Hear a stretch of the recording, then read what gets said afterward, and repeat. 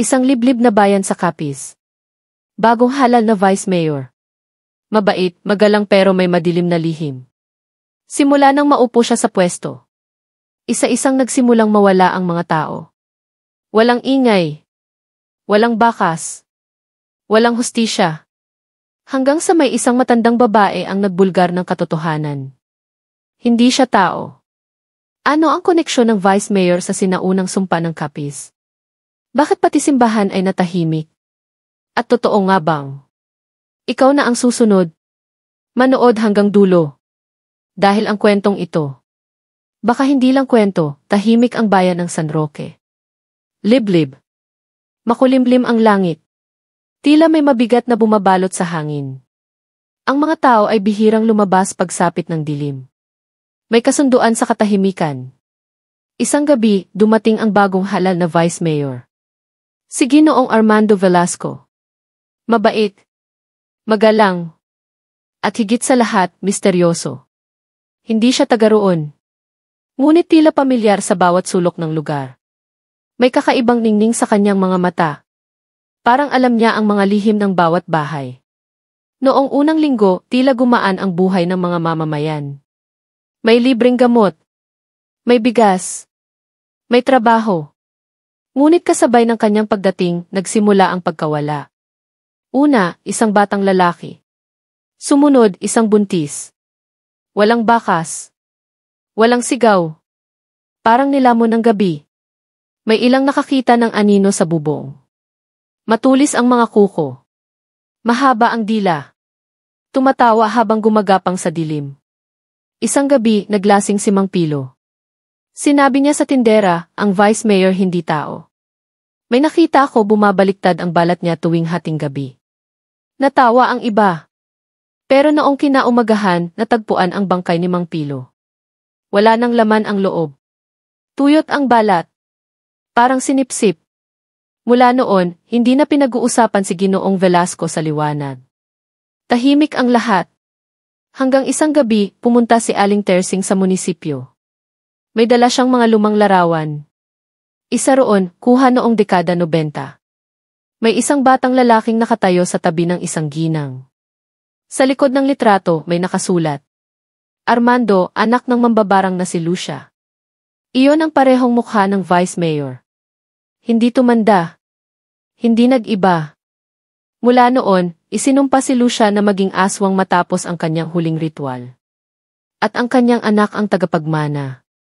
Lumakas ang hangin sa paligid ng munisipyo. Parang may umiikot na bulong. Pumasok si Aling Tersing sa opisina ni Vice Mayor. Nakahubad ito sa harap ng salamin. May balahibong tumutubong parang hayop. Ang kanyang mga mata, pula. Hindi siya nagulat. Ngumiti lang siya. Lumapit. At ibinulong, matagal kitang hinintay, Tersing. Nanginig ang matanda. Nang sandaling iyon, naamoy niya ang lansa. Amoy dugo. Amoy bulok na laman. Sa sahig, may mga palaspas na itinapon. May mga balat ng ahas na tila bagong palit. Tumakbo si Tersing. Pero biglang bumigat ang kanyang mga paa. Parang may humihila. May mainit na hangin sa kanyang batok. Sa likod niya, may tumatawa. Malalim. Bitin. Parang tawang matagal ng kinikimkim. Luminga siya. Wala. Pero naroon ang amoy. Naroon ang dilim. Sa mismong munisipyo kung saan sinumpa ang maglilingkod. May nilalang na uhaw sa laman. May katauhan na nilikha hindi ng tao, kundi ng sumpa. At ang lihim ng bagong Vice Mayor ay isa palang aswang na tagapagmana ng lumang kasunduan. Isang kasunduang isinulat sa dugo. Bawat halalan may dapat ialay. Bawat boto may kabayarang kaluluwa. At ngayon, siya na ang maihawak ng kapangyarihan. Hindi lang bilang opisyal ng bayan, kundi bilang tagapangalaga ng sinaunang dilim. Ilang gabi ang lumipas. Unti-unting napuno ng takot ang San Roque. May mga pag-iyak sa gitna ng gabi. May mga halakhak sa bubungan. Ang simbahan tila nilisan ng liwanag. Ang kampana hindi na tumutunog. Ang mga pari nawawala. Si Kapitana Meli, pinilit na puntahan si Ginoong Velasco. May dalang listahan ng nawawala. Ngunit hindi na siya nakita kinabukasan. Ang kanyang bahay puno ng dugo. Walang bakas ng pumasok. Walang bakas ng lumabas. Isang araw, may dumating na lalaking may itim na sombrero. Taga Maynila raw. Isang albularyo. Tahimik. Matapang ang tingin. Sa kanyang kwentas, may mga buto ng uwak. Sa kanyang bag, may santelmo sa bote. Ipinatawag niya ang mga matatanda. Pinagmasdan ang mga lumang aklat. May hinukay silang bowl sa likod ng munisipyo. Sa loob, may mga kuko, buhok at larawan ni Velasco. Nilagyan niya ito ng asin. Sinindihan ang itim na kandila. At sa unang pagkakataon, umangal ang lupa. Lumamig ang simoy ng hangin. Ang mga bubuyog bumagsak mula sa langit. Naglakad ang albularyo papunta sa bahay ni Vice Mayor. Tahimik ang paligid. Walang ilaw. Ngunit buhay ang mga anino. May mga matang nakasilip sa siwang ng dingding. May mga paa sa kisame. At sa loob ng bahay, naroon si Velasco. Hindi tao ang anyo. Balat na tuyot. Ngipin na mahaba. Dila na parang latigo. Ngunit mumiti siya. Matagal na kitang inaabangan, sabi niya. Tapos na ang panahon ng tao. Panahon na ng lahi ko. At biglang bumukas ang lupa sa ilalim ng kanilang mga paa. Isang hukay na puno ng apoy. Isang bituka ng impyerno. At mula roon may mga kamay na humihila pa itaas. May mga nilalang na walang mukha. May mga sigaw na hindi galing sa lalamunan. Ang mga larawan sa dingding umiiyak. Ang oras sa relo umatras. At sa mismong gitna ng lahat, ang bagong Vice Mayor. Bilang hari ng kasamaan. Sa liblib na bayan ng Capiz. Sa mga araw na sumunod, tumigil ang oras sa San Roque. Walang umaga. Walang gabi. Laging madilim. Parang ikinulong sa pagitan ng dalawang mundo ang buong bayan. Ang mga halaman nalanta. Ang mga hayop nawala. Ang mga tao naging katahimikan. Isa-isang nagsimulang mawala sa sarili. Parang nawawala ang alaala. Parang kinakain ng anino ang kanilang isipan. Ang natirang albularyo, si Mang Lito, ay halos hindi na makalakad. Ang mga dasal niya ay laging putol. Parang may pumipigil sa dila niya. May gabing isinulat niya ang buong lihim sa piraso ng itim na papel. Dugo ang ginamit niya bilang tinta. At ibinaon niya ito sa ilalim ng punong balete. Kung sino man ang makabasa nito, isinulat niya. Bantayan mo ang sarili mo. Dahil ang anyo ng halimaw ngayon ay tao. Sa huling pagkakataon, nakita si Mang Lito sa palengke. Walang mata.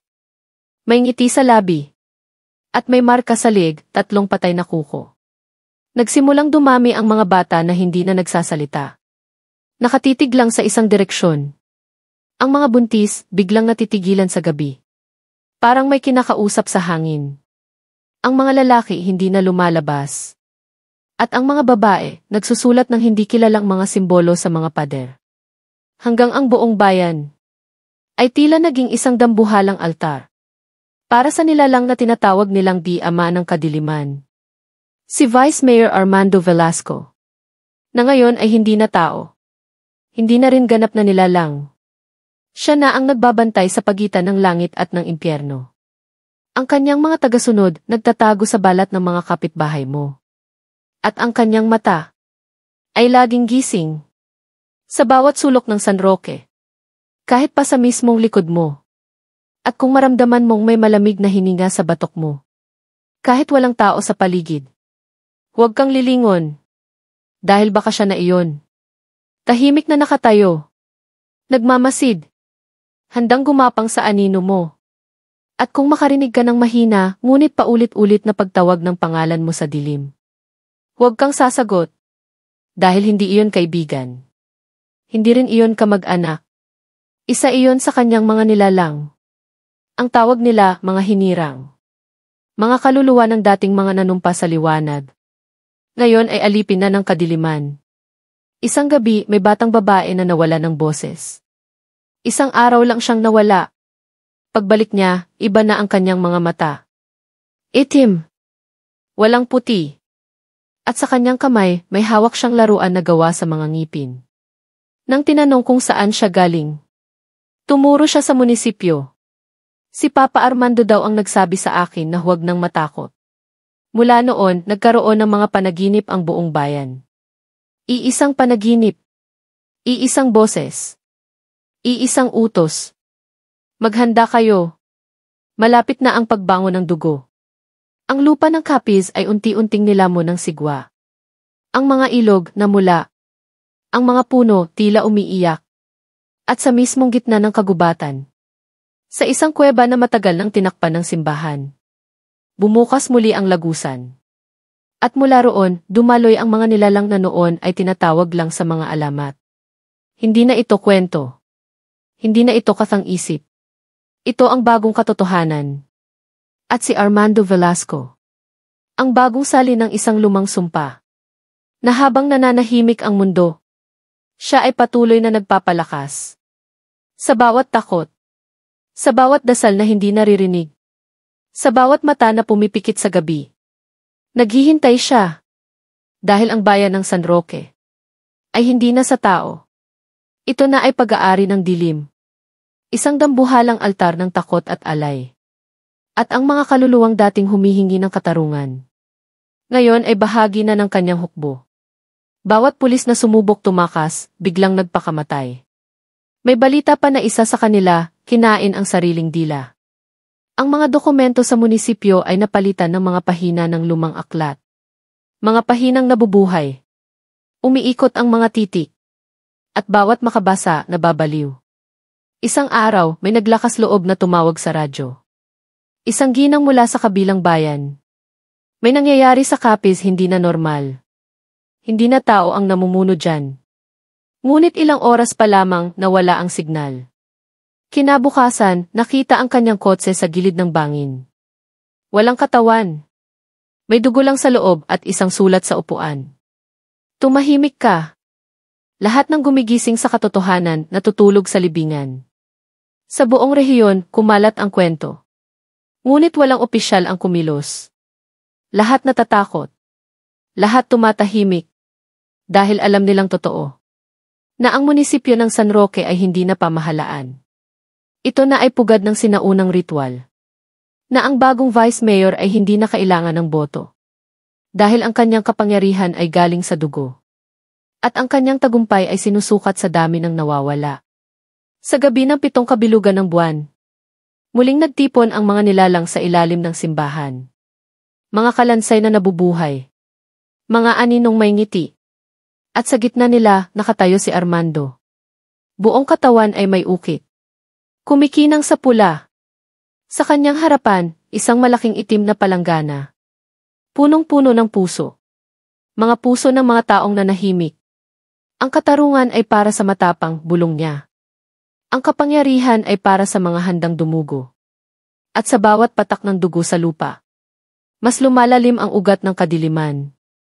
Mas humihigpit ang hawak ng sumpa. At sa gabing iyon, narinig ang unang sigaw mula sa langit. Isang sigaw ng galit. Isang sigaw ng isang nilalang na dating tao. Ngayoy halimaw na tagapagmana ng impyerno. Sa sandaling iyon, dumilim ang buwan. Parang tinakpan ng usok mula sa ilalim ng mundo.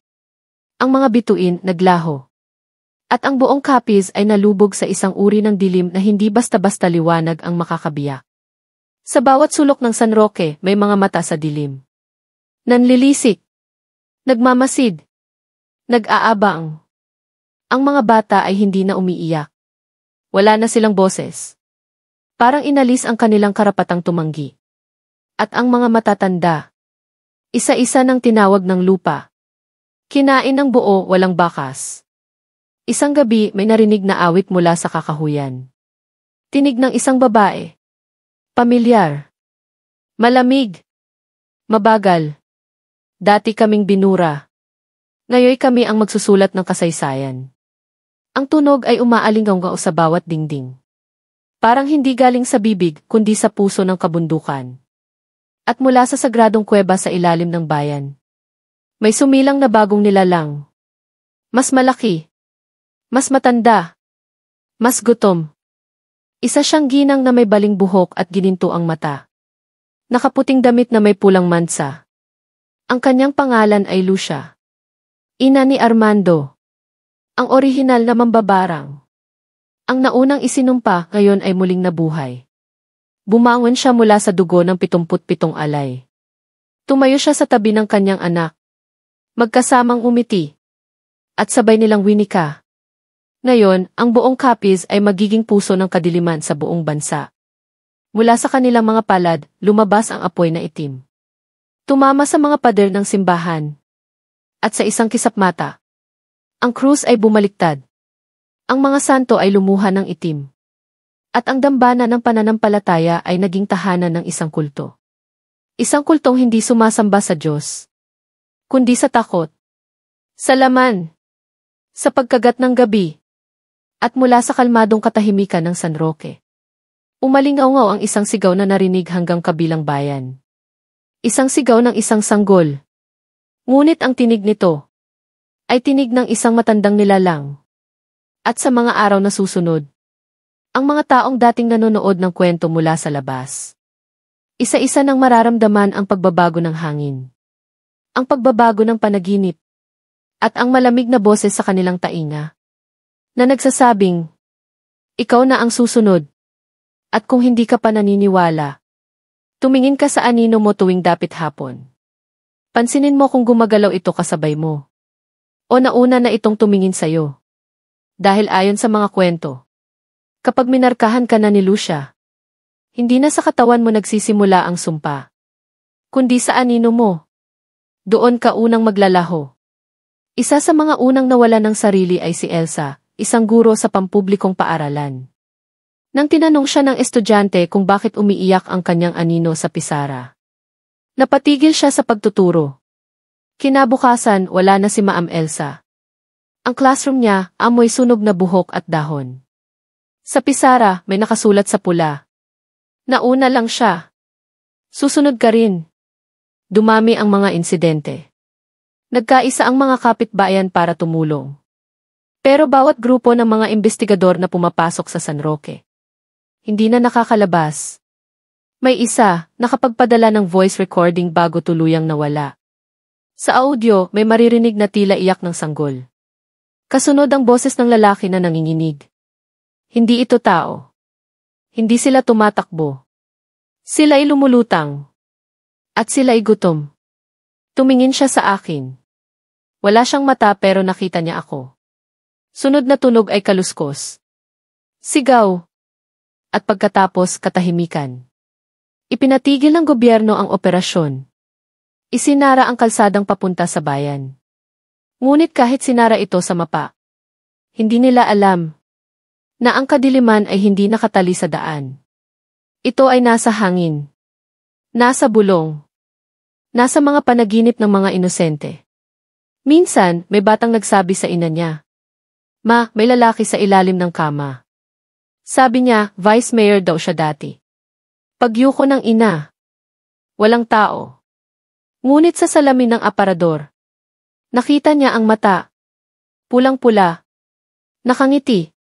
At habang ang ibang bayan ay natutulog sa paniniwalang ligtas sila, ang kapangyarihan ni Armando at Lucia ay lumalawak.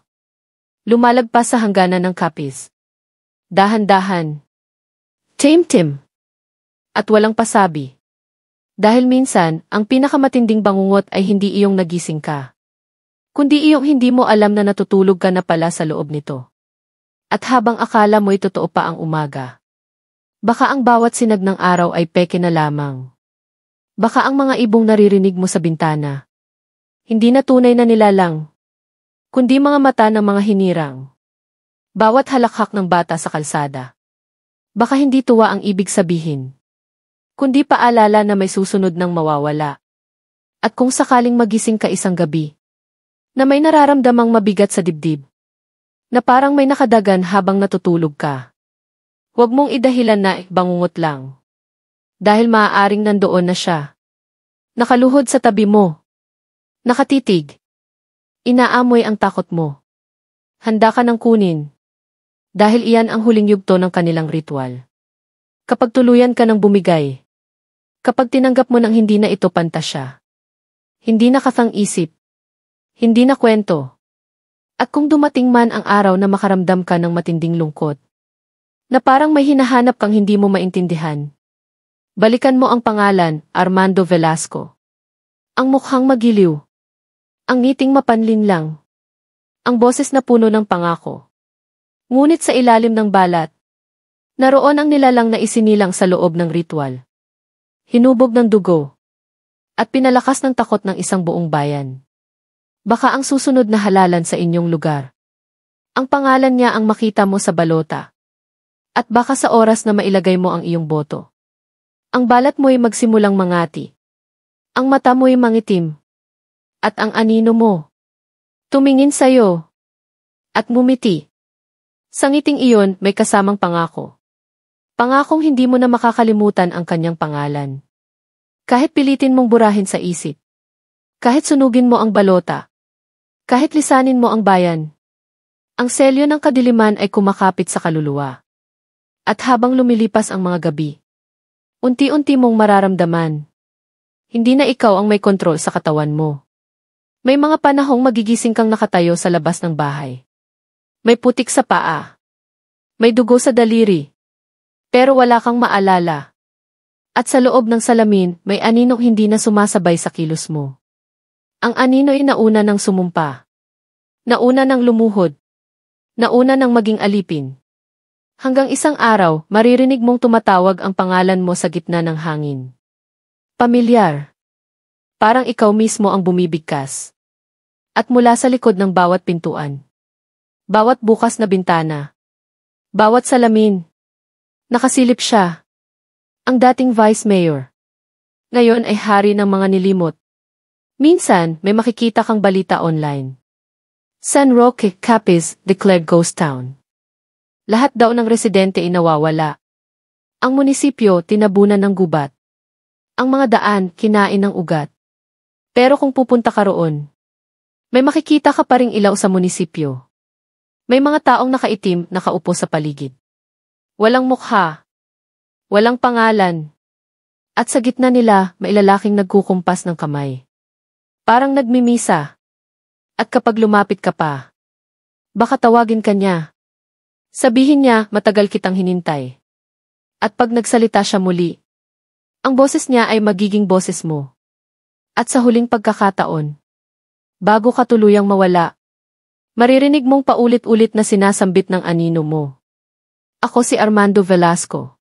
Ako ang bagong halalan. At sa bawat pagbigkas ng pangalan niya mula sa iyong anino, may bahagi sa loob mo na napupunit. Parang nilalaslas ng malamig na kuko ang alaala mo. Unti-unting nawawala ang mga pangalan ng mahal mo sa buhay. Ang mga mukha nagiging malabo. Ang mga pangarap nagiging abo. Hanggang sa isang araw, magising ka sa isang bayang hindi mo kilala. Nakasuot ng damit ng opisyal. Hawak ang pulang dokumento. At sa harap mo, isang mesa na mailistahan ng pangalan. Isa kang opisyal. Ngunit hindi para maglingkod, kundi para mangolekta. Isa ka ng nilalang na tumutupad sa kasunduang pinirmahan ng dugo. Hindi ng panulat. Sa iyong noo, may hindi nakikitang marka. Makikita lang ito kapag tumapat ka sa liwanag ng kandila. 3 tuldok, pabilog. Simbolo ng 3 buwan ng dugo. At kung sakaling magbalik ang isang alaala, isang saglit ng dating ikaw, isang halik ng ina, isang larong kalsada. Biglang maririnig mo ang isang sigaw. Isang tinig na malalim, puno ng galit. Bawal ang pagsisisi. Tapos ka na. At saka mo makikita. Ang anino mo. Hindi na sumusunod sa'yo. Ito na ang nauuna. Naglalakad sa direksyong hindi mo alam. Umunguya ng hindi mo kinakain. At sa mata nito, naroon ang ngiti ni Armando Velasco. Buhay na buhay. Habang ang katawan mong iniwan, unti-unti nang nagiging alikabok. Isang alaala sa liblib na bayan ng Capiz. Na ayon sa kasaysayan, ay matagal nang binura sa mapa. Pero nananatili sa bawat sulok ng gabi. Sa bawat kwento ng batang biglang nawala. Sa bawat ilaw na kumukurap sa dilim. At sa bawat panaginip mo, na may lalaking nakabarong. Nakaupo sa trono ng laman at buto. Natatawagin ka sa ngalan mong matagal mo nang nalimutan. At sabay sabing, maligayang pagbabalik, Vice Mayor. At sa pagtanggap mo ng mga salitang iyon, mararamdaman mong bumabalik ang lahat. Hindi alaala ng pagiging tao, kundi ng pagiging nilalang. Isang nilalang na isinilang sa ilalim ng eklipse. Pinagpala ng dugo, at isinumpa ng langit. Ang iyong mga kuko humahaba. Ang iyong balat lumalamig. Ang tibok ng puso mo bumabagal. Hanggang ito ay tumigil. Ngunit buhay ka pa rin. Dahil ang puso ng isang hinirang ay hindi na nagmumula sa laman, kundi sa takot ng iba. At habang ikaw ay nakatayo sa altar ng lumang munisipyo, sa gitna ng mga espiritong nagluluksa, isasalin sa iyo ang huling selyo. Ang kapangyarihang hindi na pwedeng bawiin. Hindi ng Diyos. Hindi ng tao. Isang kapangyarihang uhaw sa katarungan. Ngunit pinala mo ng galit. At sa wakas, maririnig mo mula sa ilalim ng lupa ang tinig ni Lucia. Mahina, pabulong, ngunit malinaw. Ikaw na ang tagapagmana. Ikaw na ang hukom.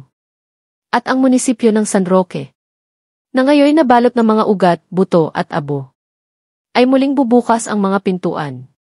Hindi para sa serbisyo publiko, kundi para sa paghuhukom ng mga kaluluwang lumimot. Lumimot sa kasaysayan. Lumimot sa kasalanan. Lumimot sa halimaw na minsang inakalang tao. At habang ang buong bansa ay abala sa eleksyon. Habang ang iba'y nagtatalo kung sino ang karapat-dapat. Sa ilalim ng lahat ng ingay, may isa ng pangalan na matagal nang nakaukit. Hindi sa balota. Hindi sa papel. Kundi sa dugo ng bawat nawawala. Armando Velasco. Hindi na kandidato, kundi emperador ng kadiliman. At ikaw, na minsang saksi lamang, ngayoy bahagi na ng kwento. Ng sumpa. Ng alamat na hindi pa tapos. Dahil ang alamat na ito ay hindi sinusulat sa libro. Sinusulat ito sa laman. Sa balat na may marka. Sa mga aninong may sarili ng isip. At sa bawat nilalang na naniniwalang sila iligtas. Habang hindi nila alam, matagal na silang bahagi ng kwento. Sa mga lungsod kung saan maliwanag ang mga poste, may mga aninong hindi galing sa katawan. Sa bawat ospital kung saan may bata na ipinapanganak, may espiritong nagbabantay sa tabi. Hinihintay kung sino ang susunod. At sa bawat bahay na tahimik ang gabi, na walang aso, na walang ibon, alam mong naroon sila. Ang mga nilikha ni Armando.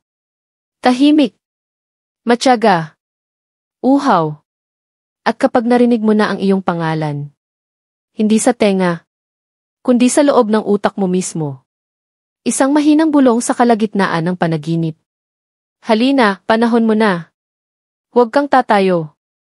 Huwag kang lalabas. Dahil ang paglabas mo ay hindi na pagbabalik. Dahil sa labas ng pintuan mo, nakahubad ang gabi. At naroon siya. Nakabarong. Nakaupo. At walang mata. Ngunit sigurado ka. Nakatingin siya sa'yo. At sa sandaling tumaas ang kamay niya. At ituro ka sa kawalan. Maririnig mo ang mga kalampag mula sa ilalim ng lupa. Ang pagtawag ng mga nilimot. Ang halakhak ng mga nilaso ng kapangyarihan. At ang huling tanong na bubulong sa puso mo. Bumoto ka ba o pinili ka lang?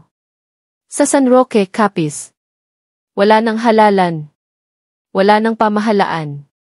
Ang natitira ay ang walang hanggang pagbilang ng mga kaluluwang bumabalik. Hindi para manilbihan, kundi para maningil. At ang paniningil nila ay hindi sa anyo ng pera o parusa sa batas ng tao, kundi sa alaala. Kada kaluluwang kinukuha, binubura ang isang bahagi ng kasaysayan. Isang nanay na hindi na maalala ang anak. Isang guro na biglang hindi marunong magbasa. Isang buong barangay na hindi na lumilitaw sa mapa. Unti-unti nabubura ang katotohanan. At ang tanging natitira ay ang bersyong gusto ni Armando Velasco. Isang kasaysayang siya ang bida. Siya ang bayani. Siya ang tagapagligtas. Kahit siya ang lumikha ng gulo. Kahit siya ang pumatay. At ang mas nakakatakot pa, ay hindi na siya nag-iisa. Dahil bawat hinirang na kanyang binuhay, ay may kakayahang lumikha ng sarili nilang kwento. Sarili nilang bayan. Sarili nilang mga alagad. At sa bawat sulok ng bansa, unti-unti na silang lumilitaw. Minsan bilang bagong opisyal. Minsan bilang guro. Minsan bilang doktor. At minsan bilang kaibigan. Kaibigang matagal mo nang kasama. Pero biglang may hindi ka maipaliwanag sa kanya. Parang ang tingin niya masyadong malalim. Parang ang ngiti niya hindi na naaabot ng damdamin. At kapag tinanong mo siya tungkol sa San Roque, tatahimik siya saglit. Titingin sa'yo. At saka sasabihin, hindi iyan totoo. Pero sa likod ng kanyang mga mata, may galaw ng isang alaala. Alaalang pilit niyang tinatago. O baka alaalang siya mismo ang bumura. At kung sa gabi habang nakahiga ka, maramdaman mong may nakatitig sa kisam. Isang aninong hindi mo kilala. Isang presensyang hindi mo maipaliwanag. Tandaan mo ito. Hindi mo siya na-imagine. Hindi ito bangungot. Ito ang patunay. Na ang kwento ni Armando Velasco ay hindi lang kwento ng Capiz. Ito ay kwento ng lahat ng lugar na piniling tumahimik. Kwento ng mga bayan na nagbulag-bulagan. Kwento ng isang buong bansa na hindi napansin. Sinaniban na pala. Pangwakas Jeti Yugto. Lihim ng bagong Vice Mayor Dav Liblib de Bayan ng Capiz. Makalipas ang maraming taon, ang San Roque ay muling binuksan sa mga dayo. Wala na sa mapa ang lumang pangalan nito. Pinalitan na. Ginawang ecotourism site. May mga bagong gusali. Mga modernong ilaw. At tour guide na palaging nakangiti. Ngunit sa ilalim ng bagong simento, naroon pa rin ang lumang munisipyo. Nilamon ng ugat. Nabaon sa lupa. At sa pinakailalim nito, isang pulang ilaw ang patuloy na naglalagablab. Sa gabi, sinasabing may ilang turista ang hindi na nakakauwi. Ipinapakitang last online sa Capiz. At pagkatapos, tuluyang naglalaho. Ang mga opisyal, tahimik. Walang pahayag. Walang sagot. At sa bawat eleksyon na nagaganap, lagit-laging may isang kakaibang pangalan sa listahan. Minsan nasa pinakaibaba. Minsan nakatago sa likod ng ibang letra. Velasco. Hindi kilala ng mga botante. Hindi naririnig sa kampanya. Pero laging may boto. Isa. Dalawa. Hanggang sa lumampas ito sa 1,000. At sa gabi ng proklamasyon, laging may isang kotseng itim na nakaparada sa harap ng munisipyo. Walang plaka. Walang driver. Ngunit ang makina ay mainit. Parang may kakarating lang. At sa loob ng opisina, may lalaking nakaupo sa lumang trono. Nakatalikod. Tahimik. Hindi kumikibo. Hanggang sa marinig mo ang kanyang tinig. Malamig, kalmado. Parang matagal nang naghihintay. Tapos na ang halalan. Oras na para maningil. At sa sandaling iyon, magsisimula na naman ang kwento. Hindi na sa Capiz lamang, kundi sa bayan mo. Sa lungsod mo. O baka, sa mismong tahanan mo. At kapag naramdaman mong may dumampi sa balikat mo habang mag-isa ka, kahit sarado ang lahat ng pinto at bintana, alalahanin mo ang mga salitang ito. Ang halimaw ay hindi dumarating. Matagal na siyang narito. At kung binasa mo ang kwento, baka ikaw na ang susunod.